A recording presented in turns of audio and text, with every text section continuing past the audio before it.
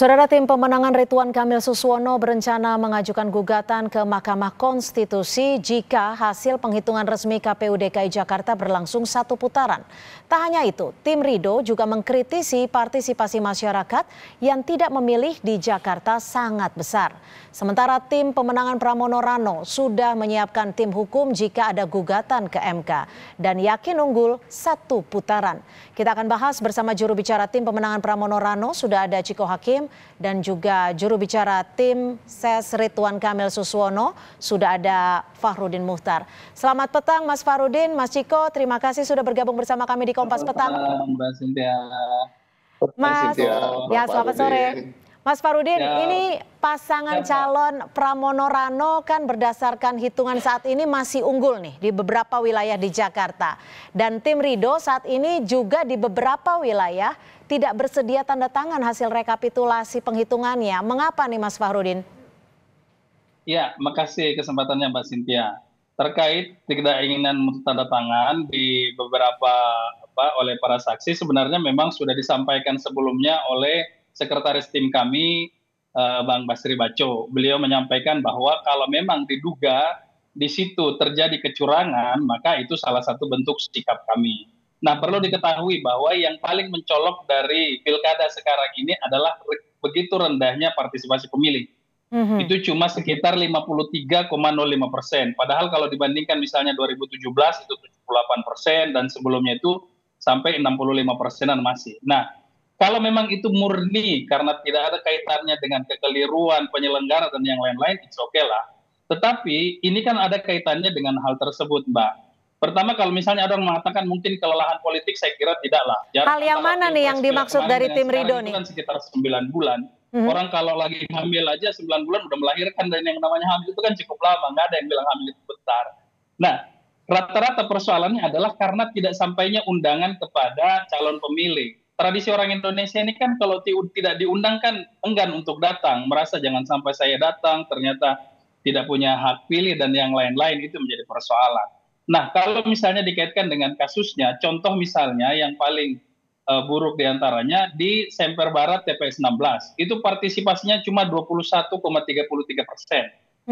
Ada juga TPS 138 di Penjaringan kurang lebih sama. Oke, tapi gini Mas Fahrudin, artinya dari tim 15,7%. Ya, artinya dari tim Ridho ini sudah memiliki data-data bahwa ada terjadi ketidaktepatan baik soal undangan dan hal-hal yang memang bisa dijadikan syarat untuk dimajukan ke MK.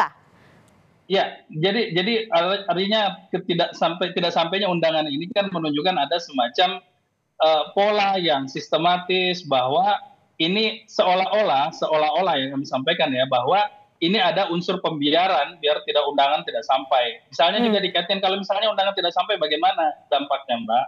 Dampak nyatanya antara lain misalnya kan berarti banyak kertas suara yang tidak digunakan. Nah, kalau dikaitkan misalnya di kasus Pinang Ranti, itu kan sampai ada 18 kertas suara yang akhirnya digunakan untuk dicoblos. Nah, ini kan yang menjadi persoalan yang semacam ini, sehingga rendahnya partisipasi pemilih ini terkait erat dengan dampak-dampak lain yang berdampak pada kecurangan itu. Ini yang kita juga katakan bahwa ini terkait erat dengan kecurangan. Gimana Mas Ciko? Mas Ciko menanggapinya gimana? Kami tangkap Mas Fahrudin. Gimana kalau dari tim pemenangan Pramono Rano nih? Apakah hal-hal seperti ini menurut Anda bisa dijadikan syarat untuk maju ke MK dan tim Pramono Rano siap untuk menghadapinya? Nggak bisa menurut saya, Cynthia. Jadi ini harus menurut aturan perundang-undangan yang berlaku. Jadi kita nggak bisa dengan feeling kita atau selera kita terkait dengan hasil pemilu atau terkait hal-hal yang sifatnya proses dari pemilu itu sendiri. Itu pertama. Jadi ini adalah menurut undang-undang yang berlaku. Apakah pelanggaran-pelanggaran yang diduga itu pertama, pelanggaran itu terbukti dulu apa tidak? Itu yang kedua, setelah pada pelanggaran yang diduga kemudian bisa dibuktikan atau tidak. Yang ketiga, ketika pelanggaran itu bisa dibuktikan misalnya, apakah itu bisa menjadi syarat terjadinya PSU? Nah, ini kan juga berbeda lagi, tidak semua pelanggaran bisa menjadi PSU. Kalau kita bicara soal tadi terkait dengan partisipasi yang turun dan yang rendah tadi, apalagi bicara soal Jakarta Utara, justru itu adalah basis kami, salah satu partai pendukung dari pasangan Pram Rano ini kan PDI Perjuangan gitu. Justru kami memproyeksikan kami menang besar di utara, tapi pada kenyataannya kami tidak terlalu menang besar. Bahkan kita bisa menang besar di Jakarta Selatan dan Jakarta Timur yang bukan basis kami gitu. Jadi jangan-jangan kalau terjadi pemungutan suara ulang, suara kami menjadi 70% di situ, nggak jadi 49%. Jadi tapi saya mencoba konfirmasi nih Mas Ciko. Dan sekarang sebutannya bukan undangan ya Cynthia ya, surat pemberitahuan. Jadi bukan surat undangan, tapi itu adalah surat pemberitahuan karena semua orang yang namanya sudah terdaftar di DPT itu bisa mencoblos tanpa surat pemberitahuan itu. Jadi ketika datang tinggal menunjukkan KTP. Tidak menunggu sampai jam 12. Kami tangkap artinya dari tim Pramono Rano menanggapi bahwa itu tidak merupakan suatu hal yang cukup kuat untuk dibawa ke MK. Tapi kalau dari tim Pramono Rano akan ikut mengajukan ke MK tidak? Jika nanti akan 2 putaran, jika ya? Gini ya, kata-katanya nggak seperti itu. Kata-katanya begini. Sekarang penghitungan di kecamatan itu sudah selesai semua, Cynthia. Dan hasilnya adalah 50,07 bagi pasangan Pram dan Rano Karno. Itu satu. Hari ini tinggal beberapa wilayah kota saja. Jadi setelah ini kan penghitungannya berjenjang. Dari kecamatan sudah selesai. Lalu hari ini ada penghitungan di tingkat kota. Kota itu Jakarta Selatan, Pusat, Utara, dan lain-lain ya. Termasuk Kabupaten Kepulauan Seribu. Nah, barusan saja beberapa menit lalu Jakarta Barat sudah selesai. Nah, kita lihat apakah sesuai hitungan yang diketok sebagai hasil itu di kota ini, di setiap kota sesuai dengan hitungan di kecamatan. So far sampai beberapa kota sudah Jakarta Barat, barusan beberapa menit yang lalu itu sesuai hitungannya. Nah, kalau ini semua sesuai, hari ini Jakarta Selatan dan Jakarta Pusat sebentar lagi akan selesai juga, saya mendapatkan kabar. Artinya tetap di 50,07. Jadi kalau hitungan itu tidak ada perubahan atau pergeseran, tentunya ya kami menerima saja karena memang itu yang sesuai dengan hitungan kami sejak awal dari Sirekap, bahkan sebelum ada penghitungan di kecamatan. Jadi hitungannya nggak pernah berubah jauh dari 50,06, 50,07 dan 50,08. Nah, masyarakat juga harus tahu 0,08, 07, 06 ini bukan jumlah yang sedikit karena seakan-akan kalau dalam persentase kan sedikit, tapi jumlahnya itu sekitar 3.000 suara. Jadi rasa-rasanya pemilu ini memang sudah selesai di satu putaran secara de facto, tinggal menunggu keputusan-keputusan yang sifatnya de jure, Cynthia. Mas Farudin, ini kan kemarin tanggal 29 November Presiden Prabowo mengatakan yang kalah di pilkada biasa-biasa saja, yang menang biasa-biasa saja. Tapi yang menang bekerja, yang kalah mendukung yang menang. Bagaimana Anda menanggapi dari statement Presiden Prabowo ini? Ya, apa yang disampaikan Pak Prabowo saya pikir benar. Memang sebagai presiden beliau juga adalah seorang wise man menyampaikan itu. Persoalannya kan kita belum tahu ini siapa yang menang atau kalah kan. Apakah memang ini hanya satu putaran atau satu putaran lagi kan pasti ada putaran kedua. Jadi saya pikir itu persoalannya. Nah, bahwa masing-masing memiliki keyakinan ini hanya satu putaran, kemudian kami meyakini satu putaran lagi, ya itu kan dikembalikan kepada keyakinan yang membuat masing-masing. keyakinan dari tim Ridho bahwa bisa ada 2 putaran itu seperti apa sih Mas Farudin? Gimana? Yang membuat keyakinannya begitu besar dari tim Ridho bahwa nanti akan ada 2 putaran itu seperti apa sih? Keyakinan seperti apa? Dasar-dasar bukti-bukti seperti apa?